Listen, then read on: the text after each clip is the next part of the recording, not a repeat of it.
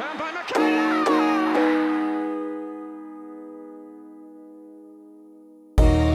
Lovely cushion header. And Giroud!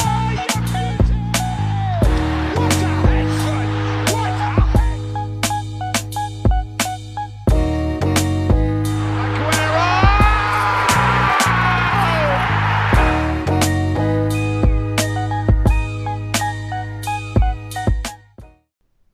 Hello and welcome back to the Premier League Trio podcast. My name is Haider Rabbani and I am your host as usual today. I am delighted to be joined by two very well-known fellow Reds. Firstly, John, how are you?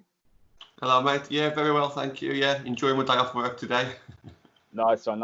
And Rusty, nearly forgot that we had a podcast, enjoying a beer, watching the TV.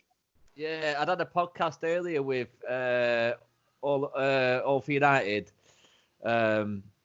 And then I just sat on the couch. Then I'd literally been to the shop, bought a few beers, and I don't usually have a gamble on the horses, but I'm at my brother's house, and that's his niche. So I thought, I'll tell you what, we'll have an afternoon just having a few beers and doing the horses. And then I checked my phone, I was like, got a podcast.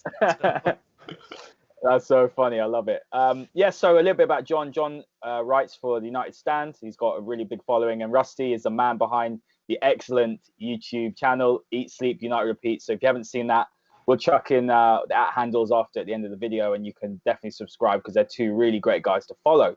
So boys, let's just dive straight into it, and let's talk about Man United back in the Champions League. So I think that's really what we all wanted to see, and I think early on in the season, it was definitely something which I thought was probably not going to happen. We had a really terrible start. Rusty, I'm going to start with you. What are your thoughts on the Leicester game, and how good does it feel to be back in the Champions League for next season? It feels amazing to be back, like eating and dining at the elite table of Europe. It's just it's greater than I thought it was going to be.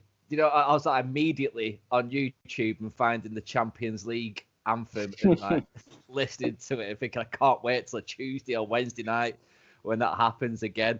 And the chance to go like to even away games at some of the greatest places in Europe, it's just a great feeling. The Leicester game itself, we did the job. It wasn't the greatest performance in the world, but at the same time, there wasn't one time during that game where I was worried that we were in trouble. I felt like we always looked like we control. It looked more like we needed the points more than Leicester needed the points. You know, like because obviously they needed 3 points. We only needed a point, but we looked fairly in command. We took control of the game, and we put it to bed at the end of the day. And I think there's been a few debates about do you celebrate coming third, and it's not where we want to be because we've had such an illustrious history, and we'd love to be winning leagues year in year out, but that's just not plausible anyway. There's times when you're not going to win leagues. But from where we've been over the past 7 years, of course, it was worth celebrating. I got a few beers down my neck anyway. That's for sure. Yeah, absolutely. I couldn't agree more. And that is actually a point that I want to ask John. That I've seen a lot of posts, like you were saying, where they were saying we shouldn't be celebrating. I'm not going to celebrate. And I think that's really sad because, look, like you said, United are always going to be a club who we expect to be at the top. But football comes in cycles. We've had unprecedented success for so many years, and we've become spoiled, if I'm being honest, as a fan base. And what we've seen in the last 7 years, I mean, I believe we've been in the top 4 3 times out of the last 7 years, which is shocking considering under Fergie, we finished no lower than third. So, John, how are you feeling about the game? I'll be honest, I was actually very nervous going into Leicester game. What concerned me the most, I suppose, is the tiredness of the team. It's been very evident. Naturally, when you play two games every 3 days, it's going to happen. But how did you feel going into it, and how good does it feel to be back in the Champions League? Yeah, it was quite nerve-wracking. Look, we went in as the best team, definitely, but the fatigue was starting to show the last 3 or 4 games. We all knew if we played at our best, if it was settled on the ball, especially if we could get an early goal, we would go on and probably enjoy the second half quite comfortably. Of course, because we didn't score until the second half, it was quite touch and go. I agree with Rusty. I mean, I was never really worried that we was going to concede. I did think that we looked fairly comfortable, even though it wasn't a brilliant performance. And let's not forget, Leicester did have a few chances. They put a few shots in, but their shots were really weak, to be honest. quite surprised that they couldn't even hit the target or whatever. Do we celebrate coming third? Absolutely. You know, I mean, are we just going to only celebrate when we win titles? You know, we come third because of a lot of hard work and a lot of emotion at the start of the season, where we had to make some difficult decisions with the choice of personnel, people who we removed from this team, people who we brought into the team. So we was never going to finish higher than third. So I predicted fourth or fifth at the start of the season. So to finish third is definitely a celebration. Going into the Champions League, absolutely brilliant to get back in, you know, playing Juventus, Bayern Munich, all these teams. Much rather play those than teams that I've never heard of. And yeah, it's just back to where we belong again now. Absolutely. Something I want to ask you guys is, so on the season as a whole, Rusty, we'll start with you. What do you rate it as out of 10? So I'm going to start. I'm going to say, I'll be completely honest with you, that first half of the season was absolutely shocking. For me, it was close to perhaps like a 3 or 4 out of 10. We just looked so devoid of any quality, creativity, which is understandable considering we were playing a midfield without Pogba and Bruno. And fast forward, I suppose, to the end of the season, especially Bruno in, we looked quite a form. We're sitting on top, I believe, in the form table above City and Liverpool since Bruno came in with 32 points. So how would you rate Ollie's sort of resilience as well? Because for a lot of people, I mean, me personally, when we lost to Burnley, and I've never been one of those that's abused Ollie because I absolutely loved him as a player. He's a top person by looks of it. He loves the club. He cares about the club. He clearly knows what's needed at the club in terms of personality and culture and atmosphere. But what I did have doubts about was the fact that whether he could actually, looking at his credentials, which I think is a fair thing to question, whether he can actually pull United out of such a big hole, which actually it's not his doing. We've had 3 managers that have come in who have all failed. So he had to clean up a massive mess. You know, we had a mix of Van Gaal players, Mourinho players, Moyes players. To do what he's done, considering all the odds against him, is phenomenal. So I would say I'd give him a 7.5 out of 10. If we win the Europa League, I'll give him a 9 because, I know it's the Europa League, but I want to win it. I don't care what trophy it is. I want to win a trophy. I enjoyed the year that we won the so-called treble, I suppose, under Jose, which was not really a treble, but I enjoyed that. So, yeah, give me your thoughts on the season as a whole and how you'd sort of break it down, whether it's a tale of two halves or whether you think Solskjaer was always the guy. He just needed players to come in and a bit of patience. Yeah, for me, Ollie has done an absolutely fantastic job. Not just from, like, obviously getting rid of some deadwood, bringing in new players, but from a tactical point of view, from a morale point of view, from top to bottom.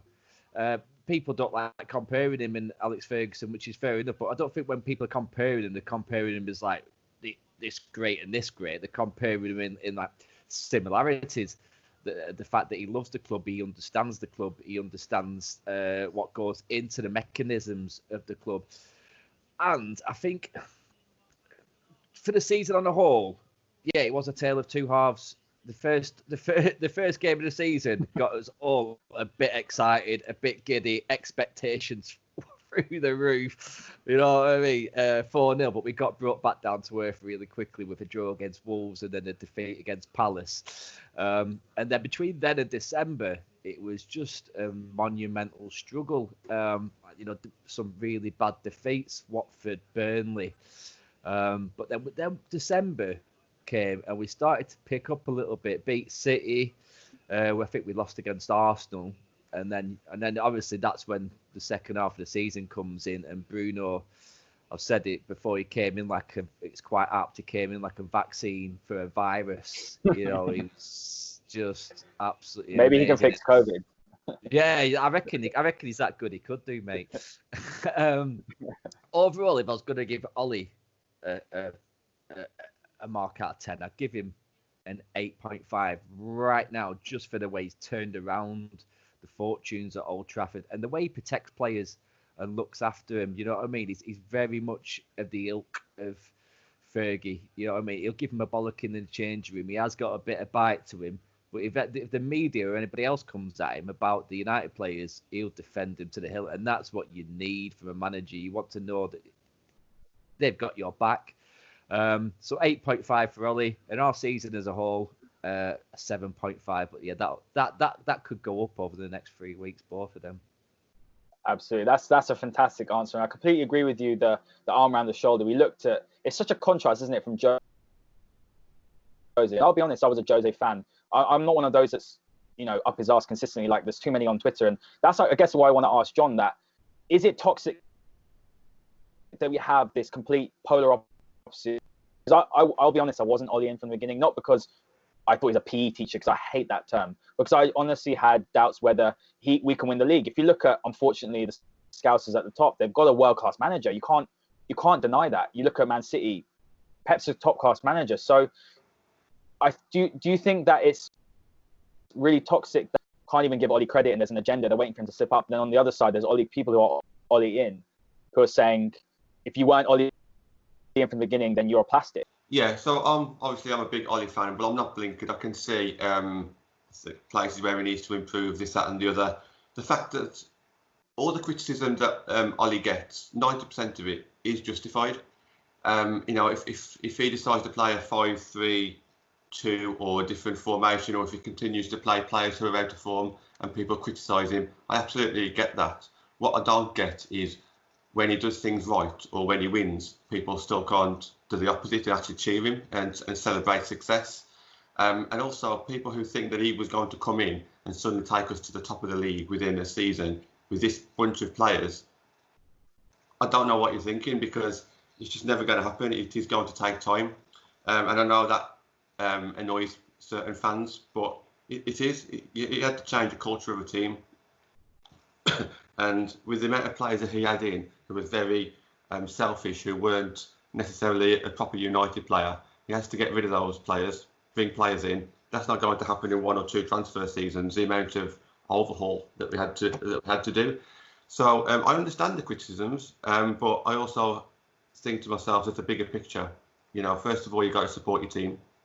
He's never done anything wrong to anyone. It's not like Lukaku, who was leaking information about the team, or Sanchez, who is probably saying things behind everyone's back while he's in Italy. It's nothing like that. Everyone needs to get behind Ollie, and he's succeeding now. And you've got fans who are probably unhappy that Man United won that last game of the season, because there was probably it's ridiculous. That I was more worried about fellow Man United fans coming at me on Twitter as opposed to Liverpool and Chelsea fans, because people just wanted Ollie to lose. I understand it, but it doesn't make it right. We have succeeded this season in the Premiership, like it or not. The points tally, I don't think is an issue. The fact that we finished third, 20, 30 points behind, is irrelevant. We finished third. Even if we were just 3 points behind, it's still third. So yes, we need to build on that next season, but that's the goal for next season. This season, Ollie's done really well, and he should get credit for that. Absolutely. Rusty, do you want to add anything to that? Just sorry, I was looking back because I had a bet before when obviously when I was waiting to cut podcast, and I was trying to see if it's won. If it does, you're buying drinks, mate. Yeah, drinks are on me. The Twitter fit. It's really sad, Jonathan, isn't it, that you're actually worrying? No, I didn't win. It's really sad, isn't it, that you're actually worried about other United fans coming at you rather than opposing fans, and I have seen some I said big accounts, I hate that word, but big accounts, people who are quite influential within the footballing world, who have been Ollie out, come out and hold their hands up, and that's fair enough, because I think Jonathan's right. Of course you can criticise your manager, of course you can criticise the players, of course you can criticise the team when they had a bad game. You don't throw them under the bus, though, you know what I mean, and expect too much too soon, which is what a lot of people have been expecting. Jonathan hit the nail on the head. It's an overhaul of the club from top to bottom, you know what I mean? It's a full de-cleansing, it's, and for a first full season in charge, it's impressive. Absolutely, well said. So let's talk about how important Champions League is for United's progression, because I've seen a lot of reports. So we're all very familiar with the fact that Jadon Sancho is in talks to join Man United. It seems from what the reports are saying that interest has been confirmed by many big journalists, both in the German media and in the English media. It seems to be just that we have to agree the fee and then he's ours. Do you guys think that not being in the Champions League would have hindered us signing him? Because I'm of the view that I don't think that's necessarily the case, because we've signed players in the past that have come into Man United when we've not been in the Champions League. We've offered them large wages. A lot of that, sort of hinged on performance-based increases, etc. So how important is Champions League to sign Jadon Sancho and some of our other targets? And who do you think we should be looking at? Because for me, I think we need a midfielder, whether it's more of a creative midfielder or a defensive midfielder. I think this summer we need a more creative midfielder. I like Jack Grealish a lot. He can play on the left as well. But I'm not convinced that £80 million is a very good idea to spend on a player who, quite frankly, although very talented, hasn't really played at the top level in Champions League. So I'd be looking towards perhaps a Van der Beek or someone of that sort of ilk. And then I think we've got an issue at centre-backs. And I want to know your views on our centre-back pairing, because although they're both good players, I think that the partnership isn't working. There's a lack of pace there. We play a high line. And we've seen, especially in the Tottenham game, Maguire getting absolutely turned by Steven Bergwijn. And this will be a problem in the future, especially in the Champions League, with teams that will look to exploit our, I suppose, lack of agility and slowness in the centre-back pairing. So I'd be looking to bring in a centre-back. I'm not sure who we bring in, to be honest with you. We've seen us be linked to the likes of Nathan Ake and Gabriel, but I want us to go for someone more experienced. So let's go with John first. What's your views on us getting Sancho and whether that hinged on Champions League? And let me know who you think we should be targeting in the summer, because this is a massive window for Man United. Yeah, I think Sancho's an exception. I think if we hadn't have got Champions League, I still think Sancho could have still come to United. I think maybe if Liverpool and Chelsea had have put in a serious bid against us, then maybe he could have been swayed. But I think with Sancho actually being English, knowing Manchester, knowing Marcus Rashford and his fellow English teammates, I still think he would have come. Why he didn't come last season, I don't think it was anything to do with Sancho, to be honest, or I think it was probably just the wrong time for the both clubs and maybe the player. But I do think on this occasion Sancho would have still come, even if we finished fifth. As for the other players who don't really have much loyalty to Man United or England, like maybe a Van der Beek or say a Werner before we come to Chelsea, I think those may not have come, because you're not going to leave necessarily a Champions League club to go to a different country, start afresh, and playing the Europa. It also depends on their age as well. So if they're an older player, then they're going to want to make the most of their career and play in the Champions League. So they wouldn't want to necessarily give up a season. I think the players that we're actually looking at, Champions League, wouldn't necessarily make an issue anyway. That's quite a big statement. But if you ever look at the players who we are linked with, say, for example, Jack Grealish, who I'm a massive fan of, especially living around Birmingham. I've got a lot of Aston Villa friends, and I do think a lot of Jack. And 80 million, no. But these are just talks, aren't they? So we definitely know that we're in for him.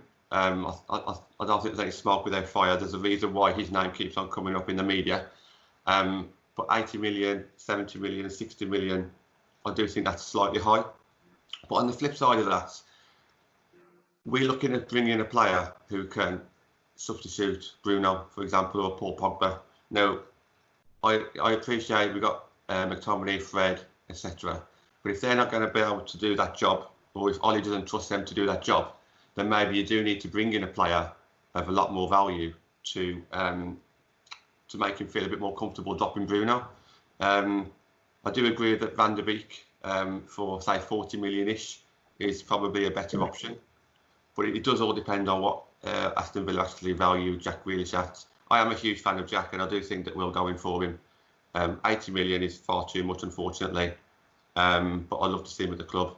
Any other players? I think we're lacking in probably four areas. I think we'll probably buy 2 this summer, then maybe 2 next summer. We spoke about the attacking midfield and the right side of attack. I think the other 2 positions I agree with, centre-back and then maybe a CDM. But what I would also say is those 2 positions, I think maybe, just maybe, Ollie will give Bailly and Twanzebe one more season and just say, look, lads, you've got one more season. Let's see what you can do, or else, we'll bring somebody in next summer. And the same as McTominay and Fred. So Matic is our number one, rightly so, in my opinion. But this is their season to step up and say, look, does Ollie need to invest in that area, or can Fred and McTominay manipulate themselves and change their role slightly into a CDM? So I can understand why Ollie would favour the right wing and the cam position as opposed to the centre back at the moment and the CDM. But those four positions we do need to strengthen in the next 12 months, definitely. Absolutely, that's a phenomenal answer. And Rusty, what's your view on that? I think Jonathan right at the end there was bang on. I don't think we'll be looking to bring any defenders in this season. I think we've obviously Lindelof, Maguire, Tuanzebe and Bailly. He will give them another year. I think this season he's going to be looking to one of three places: CDM, CAM, and a right winger. I think he might go for all three of them, to be quite honest. And then obviously Grealish. I said this when the rumours first started. For me, great player. There's no doubt about that. There's no denying that he is a great player, but I'd only have him at the right price. And I think the right price is like 50 million below, maybe 40 million. Yeah, I agree. Still, I'm a huge fan of Van der Beek. I think he's absolutely amazing. He can play in like three different positions as well. You know what I mean? He's a very versatile young lad. So if we can get in between 30 and 40 million, I'd cash in on that all day long. I think that's a big place for me. I think what we need to be looking at, if you look at the likes, not even Liverpool, in fact, Liverpool have got like a great 11. They don't have a massive strength in depth. You know what I mean? They've got great players that come off the bench, not world-class players. But you look at City, they're bringing on like Riyad Mahrez and players like that. It's ridiculous. Sometimes De Bruyne could be on the bench for like 2 or 3 games, and they're bringing him on. And that's what we want. We want to take a Bruno off and bring on a Grealish or a Van der Beek, or you know what I mean. But a central defensive midfielder for me as well is needed, because Matic is good, but his legs are tiring. His vision's great. His discipline is absolutely out of this world. You know what I mean? He knows his position as a central defensive midfielder. You can tell that Carrick's been coaching him as well. And like for me, McTominay could be a natural fit to take his place. But when I talk about discipline, that's where McTominay lacks. You know what I mean? I often find him out of position. He works hard. He's dogged. He's a very fit lad.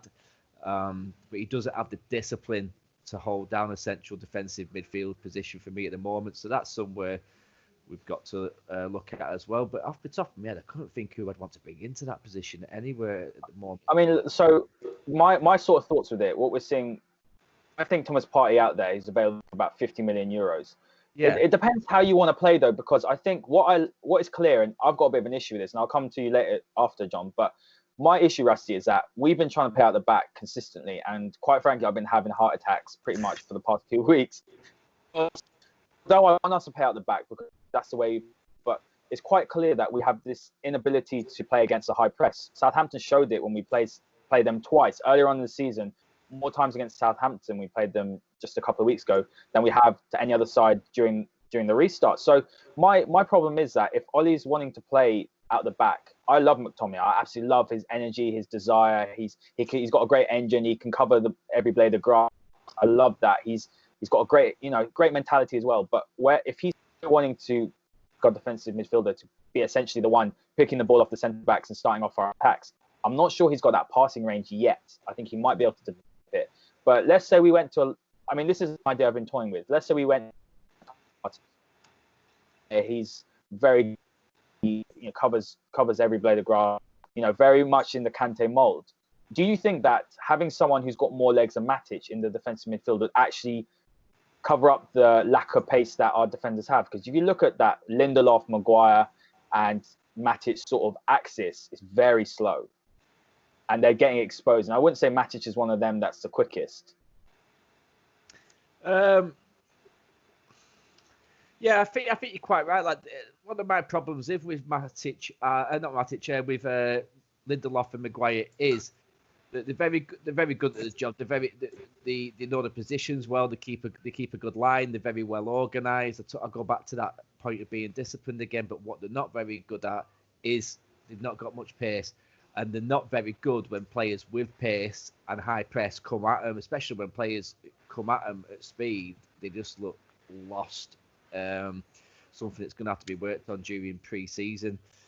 So you broke up a little bit. Who did you mention then as a box-to-box player?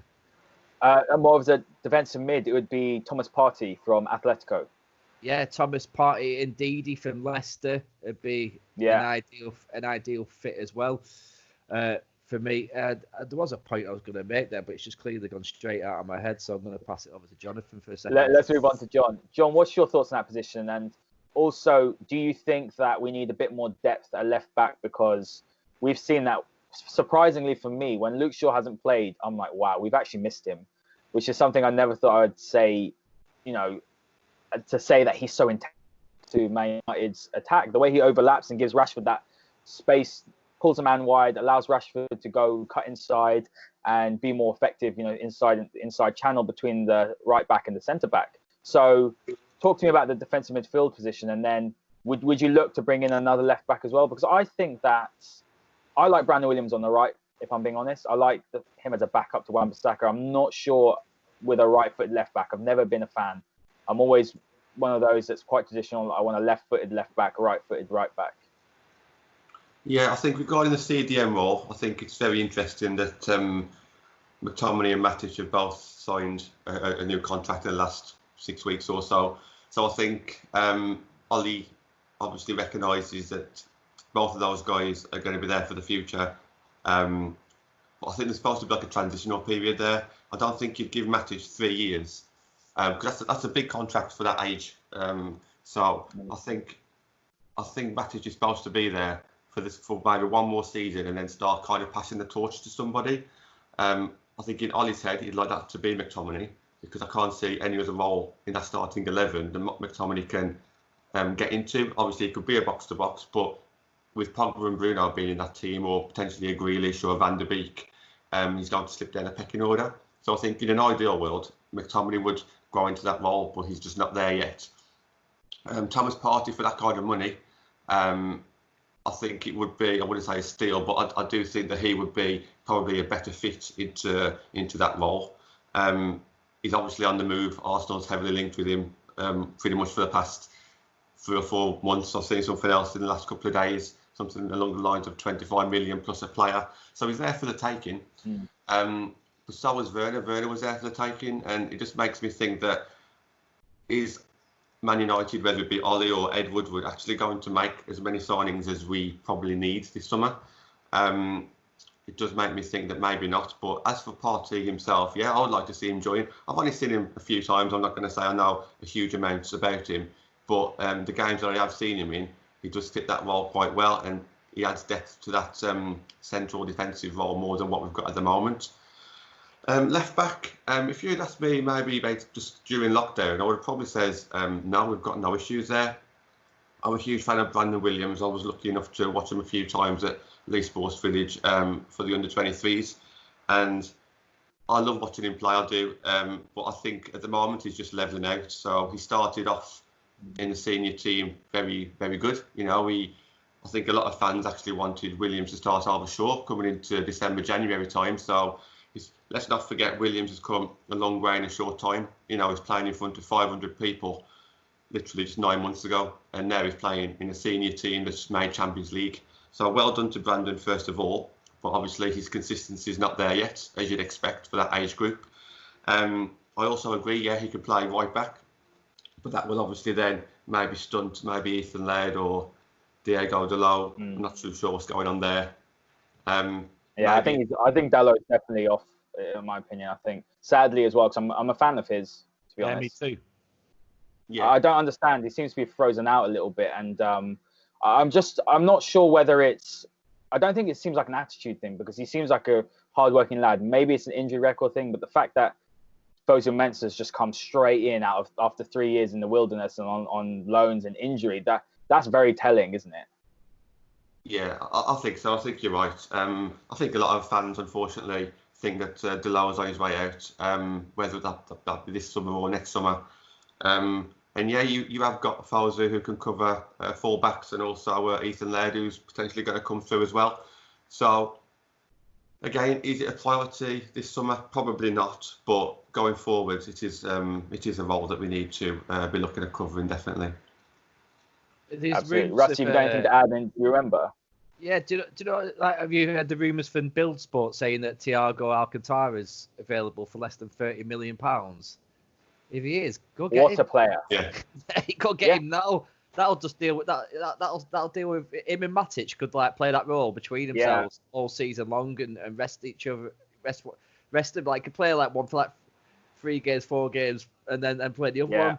And next season, I think Fred's going to be quite instrumental when it comes to like European football as well, Champions League group stages. I think he'll be playing that position more than Matic will during the group stages. I think that'll be a time to try and develop him as well, because he was starting to look good just before lockdown as well. So I think he'll be playing quite a few of the Champions League group stages. That's a good point that you just made there. Obviously, we've played a lot of 4-3-3 since January with better players. Maybe in the Champions League, when we start playing maybe better teams, we need two of him there. Yeah, that'll be interesting to see. Pack the midfield out a bit more and just play slightly differently. And then Fred and McTominay probably will get more game time that way, maybe.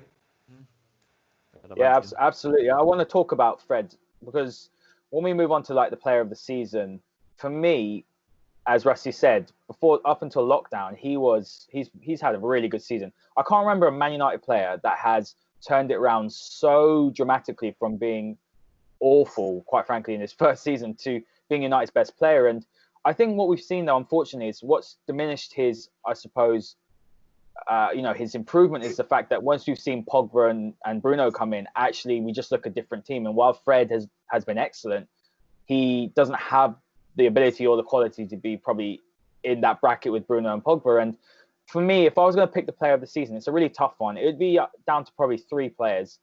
Bruno, which is crazy, seeing as though he's just come in. And I'll ask you guys your view on Bruno. I mean, I know everyone is absolutely, in love with the guy, but I want to know what you think of his impact, and can you think of anyone apart from perhaps Cantona that's made such a big impact at Man United? I think Martial has actually stepped up massively this season. I had doubts about Martial, not to do with his ability, because I think ability-wise, he's a very, very talented guy. I think he's a very clinical finisher. So let's start with Rusty. Who's your player of the season? Because we've had some massive standouts, and I think most people are going to say Bruno, but I think I'm going to go towards Martial. It's Martial for me as well, mate. I think he was up there anyway, but since lockdown, he's just come into his own. He's been fantastic in that number 9 position. He's not just been lethal and banging the goals away and getting that first hat trick in God knows how long, but he's another player who's just been industrious and calm and collected and a great player to have on the pitch and around you. And he's clearly another person who's got the backs of his teammates. You know what I mean? He plays for the badge. There was an incident of a day. Who was it? If someone with Zaha. With Zaha, and you could just, if looks could kill, mate, and it wasn't anything to do with him, but he was like was it Rashford's back he was having, or Greenwood's back, I think it was, in fact. I don't know who it was, but yeah, you could just see like how much it means to him being out on that pitch. And for me, people are saying he's best improved this season, but 20 odd goals in a season, that's player of the year material. So for me, it's got to be Mr. Tony Martial. Yeah, I agree. And 50 million down the drain. Tony Martial scores again. No, I honestly, so I saw it. Look, ESPN are anti-United. We all know that. Yeah. But I saw today that, and this is what I think is quite puzzling, is that there seems to be a large section of media that just don't rate him. And they were saying as soon as Sancho comes in, Martial dropped. It's easy to forget that Martial was out for a large chunk of the season and to still bang in 20 goals. Because once you've started an agenda, like the media have, it's hard for him to drop it and say, oh, we were wrong. So it's just easier for him to keep going on it and hope that he like messes up at some point, but he's not doing. He's getting greater and greater. So I don't know if you can do this on your channel, but yeah, go for it, mate. Absolutely, I love that. Go on, John. Who's your player of the season? I think going into lockdown, I was favouring Wan-Bissaka over Fred. I just think coming into a new club, he settled in, like you say, very, very well. No one could get past him at all, and I think he just had a cracking few months. Even from like the first couple of pre-season games, he just settled right the way in. So I was leaning towards Wan-Bissaka with maybe Martial, maybe like third behind Fred. I think as for Fred, it's a shame because even if he had been a sub player or a cup player after lockdown, that would have still been okay. But I just think his performances just haven't continued since the break, much like McTominay as well. So it's not a bad thing being a substitute or second best to Pogba and Bruno, but you've still got to perform when you do get your chances. And unfortunately, they haven't really done that as well as perhaps they could have done. So for me, I think Martial has probably took over Wan-Bissaka for me. The amount of goals that the front three have scored has been, I think, probably better than Liverpool's. I don't think they've been better than City's front three, but at one point, I'm sure I wrote an article that Greenwood, Martial and Rashford scored more than Liverpool's front three. But I don't think that's changed. Martial, I can't remember who it was against, but it was in the last couple of 3 weeks. He held the ball up in the box and laid it off to Rashford, and Rashford scored. That technique there, not only did he just hold the ball up, he was falling back. He brought 3 defenders to him to leave Rashford open.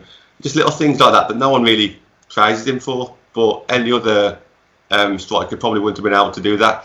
So sorry to copy you guys, but I do think Martial's probably just took over Wan-Bissaka for me. Yeah. Nah, I completely agree. And there's been so many phenomenal breakthrough players this season, and one of them is Mason Greenwood, and what a talent. Absolutely generational. I think, United are back, and I want to talk about our salty rival fans, because all you're seeing on Twitter at the moment is United are, VAR, Chester United or whatever, and they're saying that penalties. What I do want to say is that, when rival fans are saying these things, that United are starting to worry a lot of people. But I just want to talk about Mason Greenwood, because he is, for me, he's the standard that everyone else is comparing their young players to. Oh, Saka, who I think is a good player. Bukayo Saka, I think he's excellent. But Mason Greenwood is another level. I don't think I've ever seen a player, apart from maybe Wayne Rooney when he burst onto the scene, having this much an impact. He can shoot with his left, he can shoot with his right. He's so clinical. He's got such a good head on him as well. Like, he's not fazed by anything. He's 18 years old. He's coming in. He's scored, I believe, is it 12 goals or is it more than that? I believe it's about 12 goals this season. Something like that. Yeah. 17. 17. Damn. That's just in the league. League, isn't it? 17. Yeah. As well. Crazy. And what I really like about him, though, is that he's starting to develop his game on the right. I quite like strikers starting off on the wing, because I think they learn more about the game. They learn about tracking back and the defensive side of the game. They also learn how to beat a man. They learn how to cross. Thierry Henry started on the wing, and we all know how good he was. So tell me what you think about him. And you're not one of those that's worried that if Sancho comes in, he'll get stunted, because we're seeing this too much. There's too much sentimental rubbish that when United won the Champions League in '99, we had 4 top strikers. It's all about depth. If you want to compete on all fronts, it's about depth. There's plenty of games to go around. 60-odd games a season. Mason Greenwood will get plenty of game time. And it allows you then to drop Rashford if he's not playing so well, put Sancho on the left, put Martial on the left. So we've got options. So let's start with you, Rusty. What's your view on the generational talent that is Mason Greenwood? He is a generational talent. I think you can get ahead of yourself very quickly in this game, but I think when you see somebody of that much quality, I'm 38 years old now, and you do only see him, 1 or 2 of them every generation, and he is going to be something exceptional. I know what you're saying there, but it's stunting with Sancho claiming, but who's to say that it'll be him that'll be benched? You know what I mean? It could be Rashford that's benched. It could, it could even, and for me as well, isn't it great if he is on the bench? What a player to bring off! What an option! What an option to have! It's and then maybe he can go and develop his game by playing in European games instead as well. You know what I mean? Because that's something he's not had yet. He hasn't had UEFA Champions League football to play. So would it be great to just develop him a bit and use him during them games while Sancho's playing in the Premier League? But for me, it's got me so excited. I think I created a song about him the other week on Twitter. I saw that. Yeah, I saw that. That should be sung on Stretford End, that lad. It was quality, but I can't even remember what it was now. But, I need, For me, he's gonna be the fact he can just score with both feet and you don't know where it's coming from. One thing I like about him, I talked about on the podcast the other day, is when I played football, I was a striker, and I used to remember my manager always said, when you go in there, take a touch, make a yard and shoot. He doesn't even have to make a yard. He makes an inch, and it's phenomenal what he does and the power he can generate from both feet. I think you can tell I get excited just talking about him up here. But yeah. Well, it's been a long time, hasn't it, that we can actually get excited about this United team. And remember, after that 4-0 loss against Everton, I can safely say I despise that United team. And I've despised, maybe despise is a harsh word, but I've disliked the United team for a long time now. In terms of the personnel, I just never thought that they're playing for the shirt. I like Lukaku, but it was quite clear that his head wasn't in it. Sanchez, I think, has had a rough ride, but Oli did the right thing shipping him out, and that takes a lot of balls to do, because to ship out Lukaku and to rely on an 18-year-old Martial who's fairly unproven as a striker, and then Rashford, it takes some doing. But this United side now, I believe, is the most likeable side we've had since Fergie, and I just think I love their commitment. I love the fact that they you can see they want to play for the shirt, and they want to play for the manager, and they love what they're doing. So talk to me, John, about Mason Greenwood. Yeah, I mean, you just talked about a likeable side, and I think that comes from the top. I think that comes from Ollie. I think the way Ollie is, the kind of players he wants to be surrounded by are likeable players who wants to. He allows them to express themselves. We saw that video a few weeks ago of Dan James in the dressing room dancing with Pogba. They're having fun, and then you can just imagine maybe a Jose Mourinho side in Tottenham. I wonder what their dressing room would be like. I just feel that Ollie allows these youngsters to express themselves, and that's why we enjoy watching them at the moment. They're having fun, and people enjoy watching people have fun. As for Mason Greenwood, absolutely brilliant. The fact that he's come straight in, and anyone who had any doubts over a youngster coming in does no need to have any doubts over Greenwood. Would Sancho stunt his growth? No. Who's to say that Mason can't learn off Sancho and Sancho can't learn off Greenwood? It's all about helping each other. There's no individuals in that team now, and anyone who is an individual will probably be shipped out this summer. Greenwood, I agree. He can start on the right. He can rotate with Sancho, and then when the time's right, he can go on the left and replace Rashford. Just give Rashford a break. And will he end up as a number 9? Possibly, but there's no need to rush into that because at the moment it's working for him. So why would you want to put that pressure on a number 9 role when he's doing so well at the moment? Martial's doing well, Rashford's doing well. With less pressure on Dan James, maybe he can perform well in a couple of matches as well. So I just don't think there's any need to panic regarding buying anybody else in, and there's definitely no need to worry regarding the future because they're all so young and they're only going to get better. Absolutely, that's a great answer. And let's move on to Paul Pogba, because I think Paul Pogba is probably the most talked about player in the world. Probably one of those players that splits opinion as well. He's an enigma. You either love him or you hate him. He's the definition of Marmite, I think. But what I have really enjoyed seeing Paul Pogba do since he's come back in the restart is that he's just kept it simple. I know he's had a few moments where he's been caught on the ball, and that is a bit of a problem. Whether that's a lapse of concentration, whether that's complacency, I don't know. But he's just kept it so simple, and I think Bruno coming in has taken off the massive pressure that it was on him to be that creative outlet, that creative spark. He is just keeping it simple. He's playing very disciplined. He's not going and scoring 2-3 goals a game or assisting, but what he's doing is that Bruno's allowing Pogba to have less pressure on him, less men on the ball, because he used to get marked out of a game. And do you guys want him to stay beyond his contract? So my view on Pogba before the restart was that Paul Pogba, no doubt, is a world-class talent. I don't think anyone can deny the fact that he's incredible. He's got an incredible passing range. He can carry the ball through midfield. He's a great dribbler. He's an incredible talent. He's physically so strong, but he's also such a technically gifted footballer. But I've always said this, that you can't have a Paul Pogba who's committed 20% when he doesn't want to be there. So do you think that he's willing to? Because if I was him, looking at Juventus, they can't afford him. Looking at Real Madrid, they can't afford him. And the way Paul Pogba is as a player, we watch him week in, week out. They'll be waving their white handkerchiefs and booing him and asking him to leave at Real Madrid because their fans are toxic as anything. So if I was Pogba, I would look at this United side with Jadon Sancho probably coming in, Jack Grealish to come in, back in the Champions League. The manager is playing great football. Surely he's got to stay and lead United or be one of the key figureheads in this brand new, rejuvenated United. So let's start with you, Rusty. What's your view on him? And would you be giving him a new contract and keeping him beyond the 2 years? If he wants a new contract, give him a new contract. I think it's as simple as that. For me, he did have a poor attitude. I think nobody can deny that. He even came out, didn't he, and said he needs a new test somewhere. He wants to go somewhere else. His time here is done. So there obviously was some toxicity around Old Trafford in the changing room that made him feel like that. But it doesn't look like that anymore, does it? He looks happy. He looks like he's the kind of guy who puts them all together. You know what I mean? He looks like the guy in the changing room they look up to. He looks like the party guy. He looks like the sensible head. You know what I mean?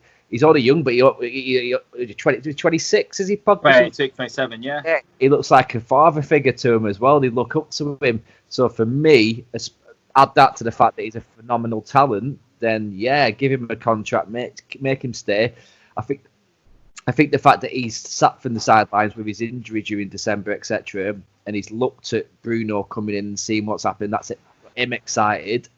And I think when you see how happy players are around him and how happy he is and the way his game, like you say, he plays a simple game, I think that attracts people like Sancho as well, because they're looking at it and go, something special's happening here. You know what I mean? Pogba wants to sign a new contract. Bruno looks amazing.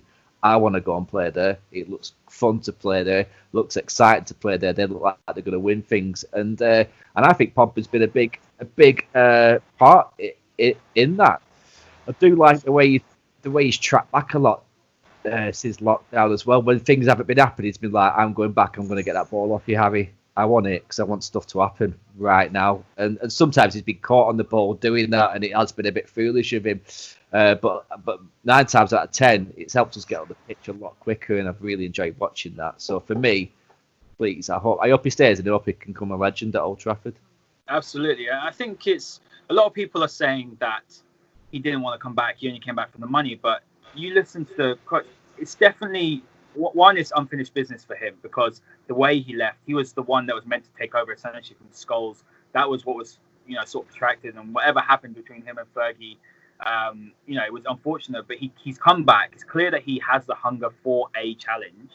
I think I cannot blame him. If you remember back in the day when Wayne Rooney wanted to leave, Wayne Rooney wanted to leave not because he didn't want to be at Man United, because he was sick and tired of the penny pinching, the lack of investment in the squad, the fact that United, because Wayne Rooney is a winner, and I think Paul Pogba's a winner. He's won the World Cup, and I think I can relate to him that, or I can understand why he was so frustrated, because we came second in the league and we signed Fred, Lee Grant, and Dalot, which is just not good enough for a superstar to Man United. As much as I love Fred and Dalot, but that was a stepping stone to actually, go and push on and challenge again. So, John, what is your view on Paul Pogba? And I'm sure you're also in agreement that we should be giving him a new contract and he should be becoming a legend at Old Trafford.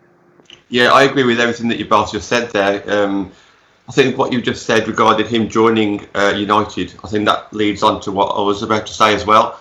How do we know that we haven't kind of let him down in those first 2 or 3 years that he's been back at the club? He was probably sold a story, whether it be by Jose or the club, about a new, a rebuild, and we're going to get Jose in, this, that, and the other.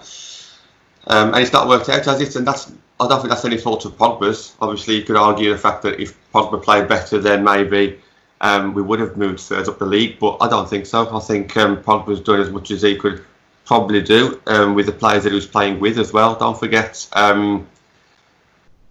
I think you did touch on it about being marked out of the game, and I think that's absolutely right. When you've got midfielders around you with, like, say, Lingard and Pereira or Mata, who maybe hasn't got the speed or the creativity that Paul Pogba's got. If you put 2 men on Paul Pogba, he's not going to be able to do too much, and then the opponents can quite happily let the other players around him have the ball.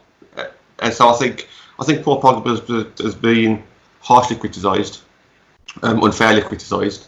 It is a bit annoying when you see things in the press where you hear things from what potentially his family have said and his agent. I get that, and it would have been nice every now and again for Paul Pogba to turn around and say, "Oh, I want to be here," just to shut a few people up.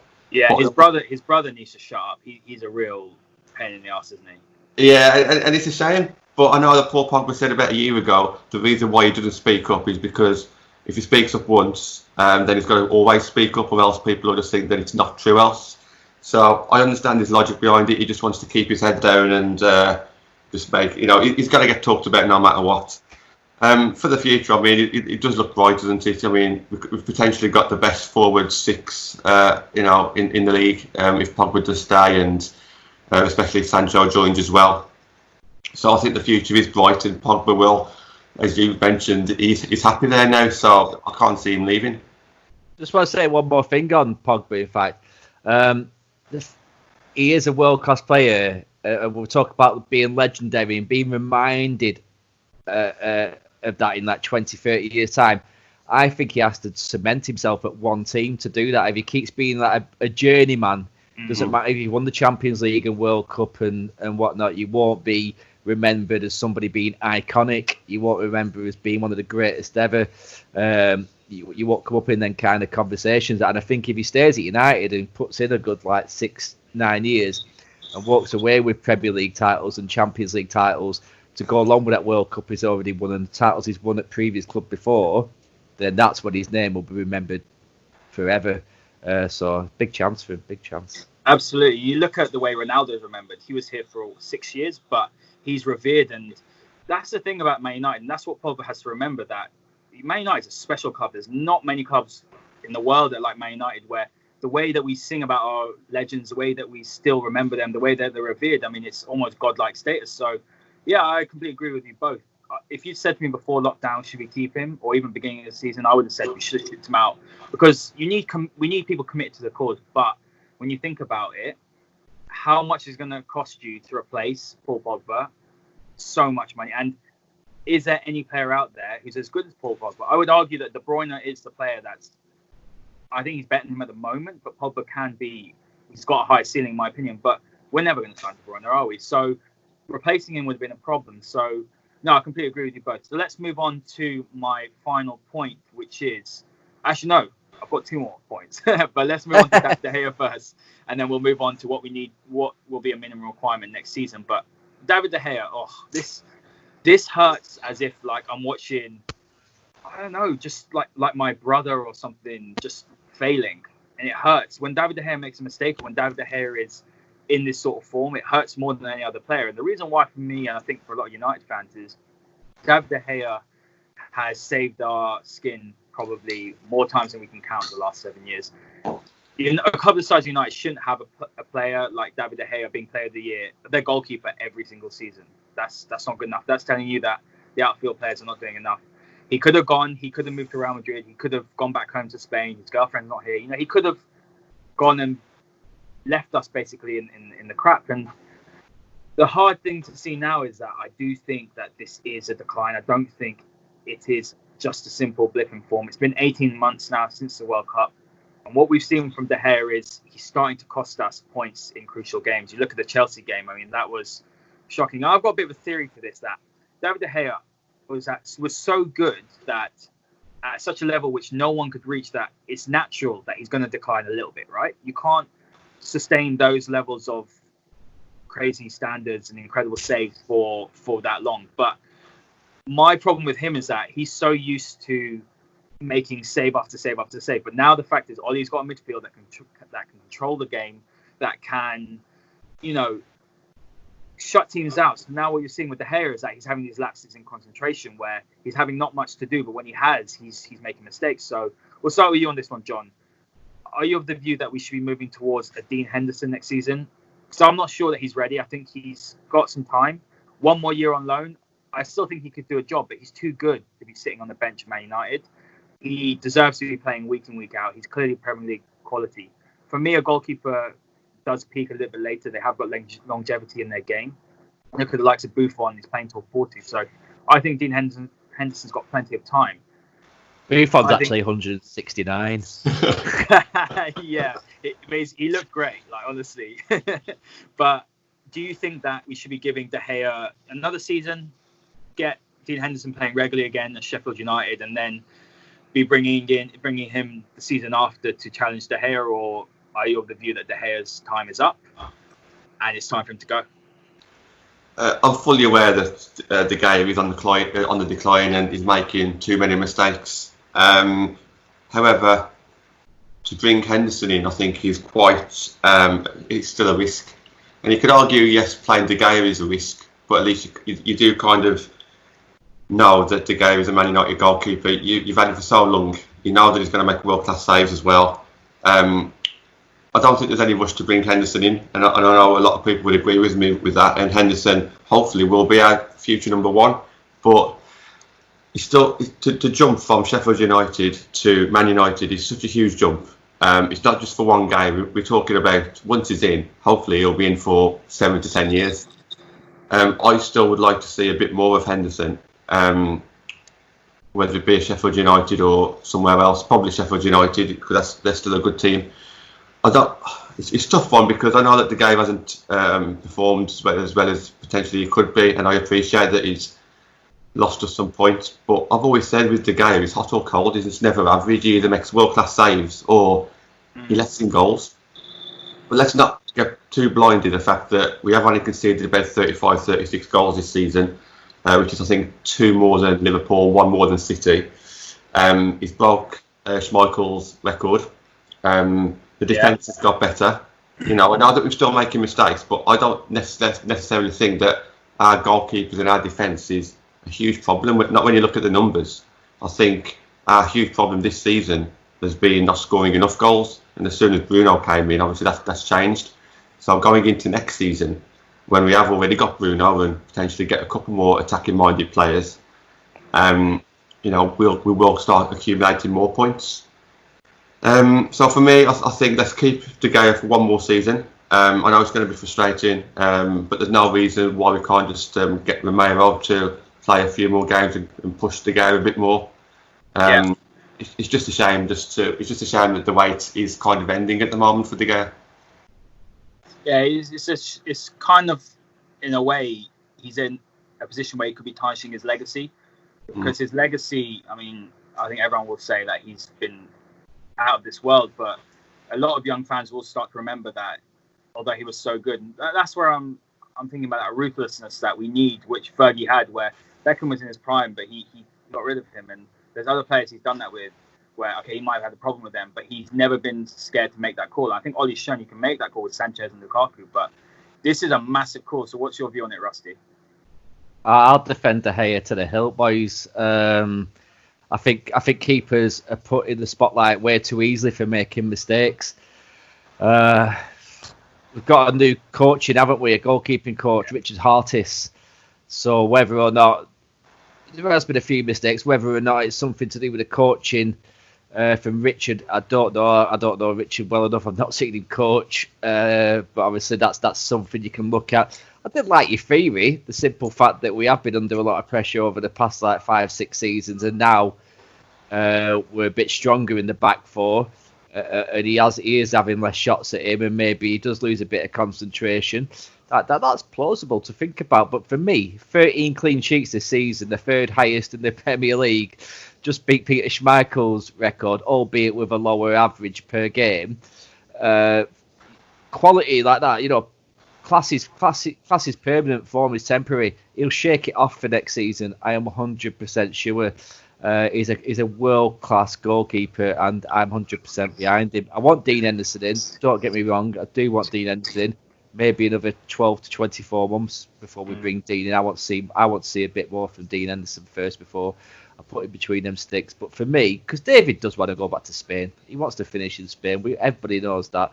But I don't think he'll tarnish his legacy in the next 12 to 24 months. I think he'll go. He can only get better after this season for me. If I'm wrong, we'll come back to this video and we'll have another chat. But no, honestly, I love the positivity. I wish I could think the same, but for me, I just think with a goalkeeper, and this is the situation with a goalkeeper, that if you make a mistake, it's a goal. Simple as. You can be a striker, you can miss a chance. It's not as costly, or a midfielder can misplace a pass. But a goalkeeper makes a mistake and it costs you a goal. He's made the most mistakes, and it hurts. Like, I don't like saying this because I absolutely love him, and he's stayed with us when we've been poor, and he could easily have gone back. I think he deserves another season, definitely. But I think Ollie should be saying, look, Romero has never let us down as well. His clean sheet record is phenomenal. It's about 34, 38 clean sheets in 59 games, which is mind blowing. Crazy. Albeit a lot of them are in the cup, but still, like, there's a keeper there. He's Argentina's number one. I would honestly be saying next season that, look, David, if you don't perform, then you're on the bench, and that should push him forward. But you're right, that the whole coaching change is massive. I don't think people actually have realised that. Alvarez was very, very well liked by a lot of the squad members, especially the Spanish guys, and the way that all played out was a little bit murky. And De Gea signed, and Alvarez said he signed behind his back, which was a bit of an issue, and that does take its toll, I suppose, mentally. So I would agree with that. But let's move on to the final question, so Rusty can get back to watching the horses. Finish now, mate. Finish now. Take your points on. Can't bet on that. That's brilliant. So next season, let's look forward to next season and make a few predictions, or what we think should be the minimum requirements. So for me, champions. Yeah, well, I would say that. I mean, it depends on the summer, but we have to be challenging. Come sort of March, I would say, we have to be no more than 10 points behind the leaders, because at the moment 33 points is a big swing. Unless Liverpool are going to decline and we're just going to completely be a brand new team, which is going to take time to gel. I don't see us winning the title. I'm just being completely honest. As much as I love us to win the title, we've got to be realistic. Each season is a stepping stone progression. We should be winning the title, or looking to that in a couple of years. But I think we have to get out of the group stages in the Champions League. That is a must. We should be in a title race, whether that's second or third, remains to be seen. And we have to win the domestic cup, because I'm still a little bit miffed that we didn't win the FA Cup. I have no issue losing. That's not a problem. It's not Ollie's fault. What I have an issue with is the manner of defeat, which was quite unfortunate. But in the long run, we've got Champions League now, so it's okay. It's not a problem. Those using it as a stick to beat Ollie they've got an agenda. So let's go with you, Rusty. Where you want us to see us next season, and what would be considered a positive season? Well, this season's been like a Jekyll and Hyde kind of season. Like, Liverpool were Jekyll, the rest of us were Hyde. You know what I mean? It was weird, because Jurgen Klopp must look at that team and sit at home on his own and go, did I just win the Premier League with them? Did I not only win the Premier League, did I win it by that much? I must be a genius, you know what I mean? Because it's not. And I've got Liverpool friends, like, you know what I mean, and they're first to admit, it's not the strongest team they've ever had, and they've gone and pissed it and walked it. And for me, next season, I think they're favourites again, especially if they can bring like one or two players in to strengthen and sit on the bench behind that first 11. They're probably all going to be favourites again, because along with City as well. But I think we can close the gap. I think that's the goal for next season as well. Let's not be being stupid now and thinking we finish third and that we can go on and win it next season. I reckon with a couple of good signings, obviously like Sancho and a decent CDM and maybe a Grealish or a Van der Beek, we are in the conversation. We are in the mix, and you never know. Do you know what I mean? You never know. We could be challenging next season, but I'm not going to put it out there just yet. I don't want to be, not that I don't want to look foolish, because I look at state of me already. I look, you know what I mean? Just my appearance is foolish. But, so, I don't want to be putting words against that as well. But I reckon we could be in the mix. But I think realistically, it's another top 3 finish, close the gap, progression in Europe past the last 16, and a trophy next season of some kind as well. Absolutely, that's complete spot on. And momentum is a funny thing, though, Rusty. Like, you might see the fact that we're on a 19-game unbeaten run, apart from the FA Cup. Like, funnier things. We win the Europa League. Funnier things that happen. You've seen Leicester win it. So yeah, I completely agree with you. We've got to have a little bit of perspective, but also we're not as bad as everyone thinks we are. That's another thing that needs to be dispelled. But John, your last thoughts on where you think we will be next season?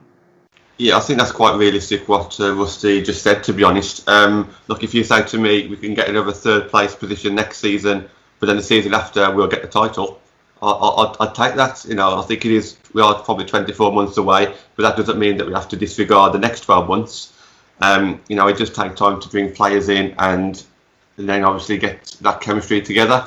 As everyone knows who reads my Twitter, I am very pro Ollie, but that's because I just don't think he's had the players to compete, and it takes time. I think now that he's getting players, and if he has a couple of players this summer, then I will start putting pressure on and expect those wins. As for how many wins, I do think that, you know, I would say third, but let's not disregard what Chelsea are doing in the transfer market as well. You know, I think they've done fantastically well so far, and if Havertz joins as well, you know, they are looking very strong. But we're looking strong as well, don't you know? Let's not forget exactly what we've done in this last 6 months. You know, people seem to forget the team that we had back in August isn't the team that we've got now. They're older, they're more developed. We've brought in a couple of people. We'll bring in a couple more people. As a prediction, I'd probably say probably a third. Probably a third place. I don't know who's going to drop out. Maybe we'll see a surprise. Maybe City will drop out, or maybe Chelsea won't be as strong. And I agree, lifting some silverware as well, just to top that off, would be just what we need, really. Yeah, definitely. How do you think about, lads? How do you think about Leeds and how they'll do next season? Sorry to, I know you're lost topic there, but they've got a world class manager, haven't they, as well? So it scares me a little bit that if they've got a bit of money behind them, that they're going to become a permanent fixture again. As much as they will be the surprise package next year, because they're going to. I mean, it depends if you get the fans in. But going to Ellen Road, it's going to be absolutely raucous. They're going to be baying for blood. Going there as United, even Liverpool, City, they're going to take points off a lot of the big boys. I hate Leeds, obviously. I love Bielsa. I love everything about him. And I don't know if you guys obviously have read some of like the books about him, and they're really great. And the thing about him is that he's a football purist. It's all about making players better than playing out at a higher level than they've got the ability to do. And they're going to be really good. They've got to invest. I mean, there's reports they might be looking at Cavani. Stranger things have happened. Still a pretty prestigious team, but I think they're going to finish top 10. Yeah, there's always a team that gets promoted and either overachieves or that first season they always seem to do quite well, don't they? I was really happy to see Leeds get promoted, to be honest. I mean, I would much rather play Leeds than a team that I've got no passion towards, i.e. Brighton or I don't know, Watford. They don't mean anything to me. I was happy to see that Leeds fixture, but hopefully we can relegate them instead of top 10. But yeah, I think they'll do okay. Yeah, absolutely. Rusty, John, it's been an absolute pleasure. Honestly, this has been so much fun. We're definitely going to make this more of a permanent fixture, and what we're going to do is we're going to chuck your @ handles and your YouTube channels in the description below. And thanks very much for joining me. Thank you. Cheers for having me, Eddie. Good man. Cheers.